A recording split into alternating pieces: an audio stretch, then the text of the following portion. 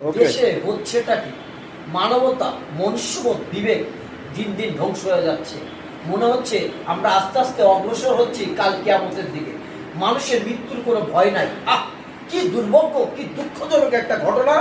এই যে রাজধানীর মিরপুরে বাঙালি ব্যবসায়ী সোহাগকে হত্যার পর রাস্তায় এনে নগ্ন অবস্থায় পাথরে নিক্ষেপ করে এবার নৃশংসভাবে হত্যা করেছে। প্রিয় দেশবাসী, আপনারা যারা দায়িত্বশীল পর্যায়ে আছেন, প্রশাসনের দায়িত্বে আছেন, সরকারের উপর লেভেলে আছেন এবং তত্ত্বাবধায়ক সরকারের দৃষ্টি আকর্ষণ করছি, মোট কথা কেউ এই দায় এড়াতে পারবেন না। একজন মানুষ হিসাবে আমি আপনাদের কাছে আকুল আবেদন করছি, অতি সত্বর অপরাধী যেই হোক, যে দলেরই হোক, যে দেশেরই হোক, যে হোক, সেটা দেখার কথা না। অপরাধীকে প্রকাশ্য সাজা দেওয়ার জন্য আমি বিশেষভাবে আবেদন করছি।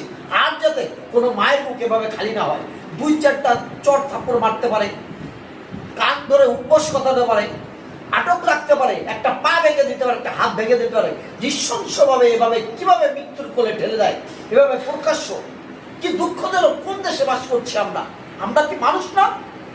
কোনো মায়ের মুখ যাতে আর খালি না হয়, এই ব্যাপারটা সমস্ত জনগণ পক্ষ থেকে আমি আবেদন করছি সরকারের উপরস্থ দায়িত্বশীল কর্মকর্তার উপরে। আসসালামু আলাইকুম।